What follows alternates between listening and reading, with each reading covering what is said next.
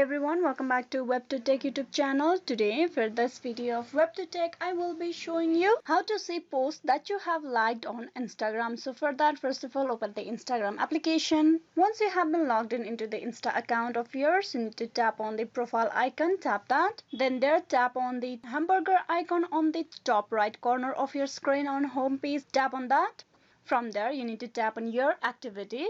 Inside your activity, you will need to tap on the interaction, tap that. Here on the interaction, you need to tap on likes on the second, tap that.